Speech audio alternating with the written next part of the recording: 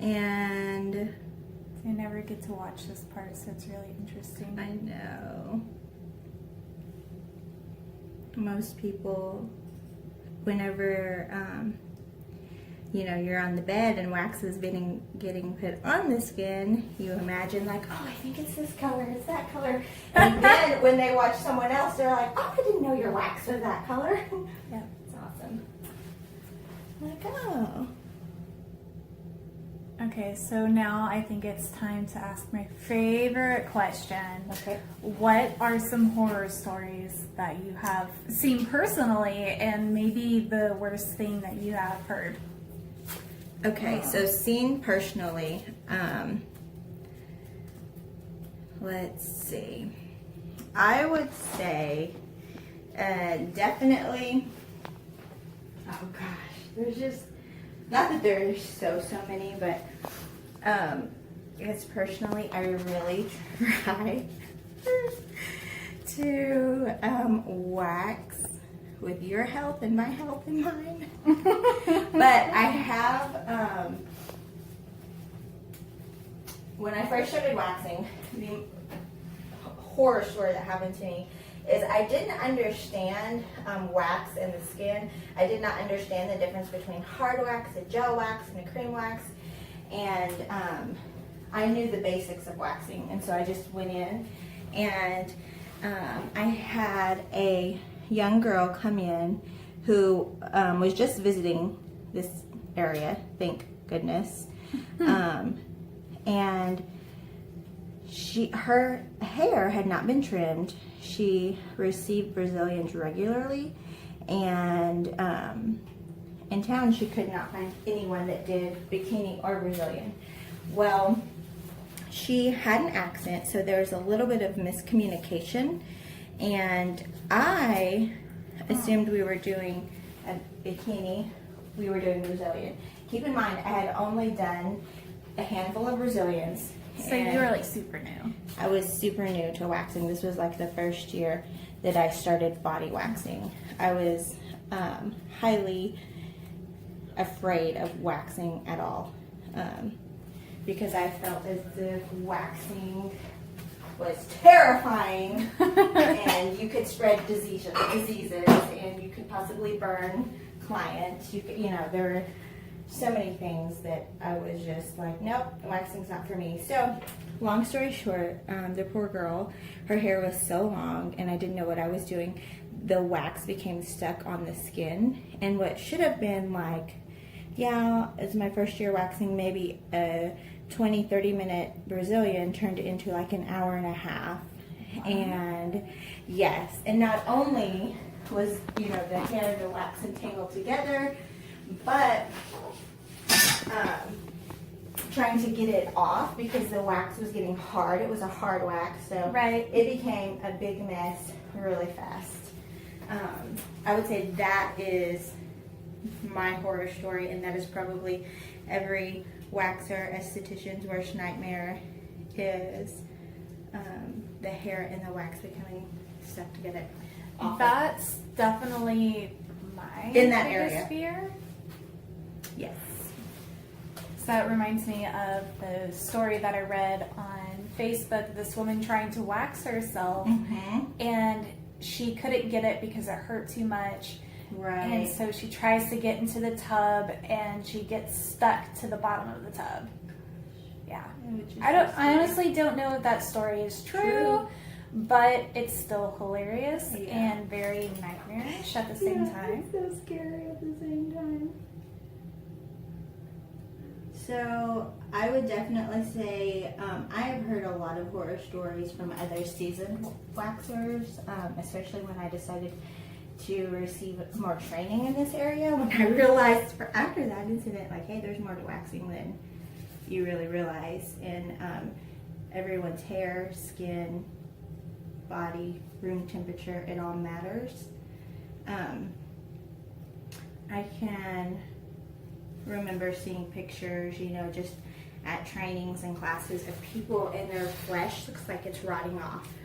Oh God, are you serious? Yes, like maybe the chin area, or it could be like the underarm. That's what it looks like, just blistered and rotted. And what happened was either the client was maybe using her retinol cream, or had been in the sun, or the wax was hot and burnt. I mean, it could have been like just so many different things. But that definitely scared me. And so about, I would say, 4 or 5 years into body waxing, our state board representative came and was checking my room and checking my salon, because she knew that, you know, I did waxing and the girls here do eyebrow and lip waxing. And she said that in Oklahoma there was an outbreak of things being spread, diseases being spread, because waxers were double dipping, and they were working on people who were carrying certain diseases, and they were double dipping into a wax spot. And then, so it would be like, you know, double dipping while you're doing a Brazilian, and then my next client come in and I double dip and I do her eyebrow or her lip, and there was just facial herpes. Yes, it's so scary. So that scared the crap out of me. And I have a lot of friends who, they're like, Shauna, you know, we really want to get waxed, but we don't want you to do it because we don't, you know, want you to see certain areas of our body. Or I have friends that are like, oh my gosh, I know you're waxing me. So when I found that out, I was like, man, I'm all about educating clients. And I don't care, like, if you come to me or not, just make sure wherever you go.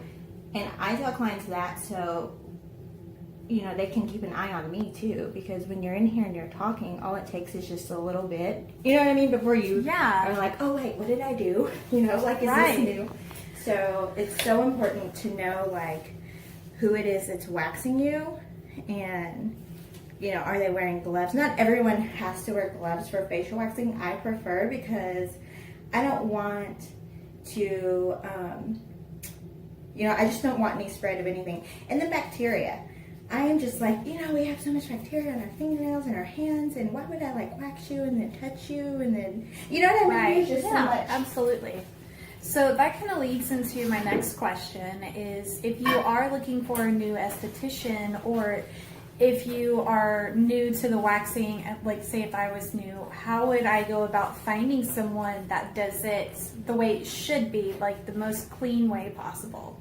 I would set up just like a consultation.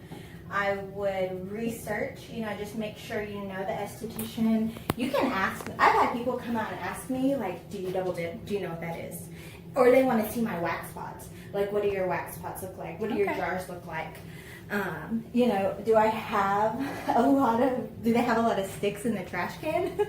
Because if they don't, you know, and they've been waxing all day, have they been double dipping? You know what I mean?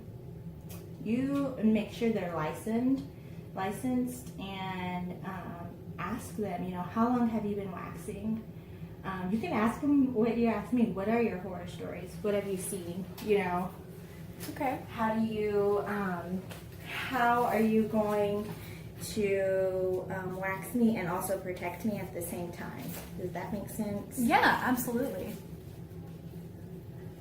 I have actually seen one place here in town where they were double dipping, and that's pretty scary. I have not gotten waxed there, but I have seen it. It is scary, and I mean, that just terrifies me, because the last thing that I want to do is spread anything. Which, by the way, I am insured. That's good to know. That's good to know. And it's just so important to really know. Like, a lot of people have normal skin, okay? You can go and get waxed anywhere. It doesn't matter. You know, your skin is great.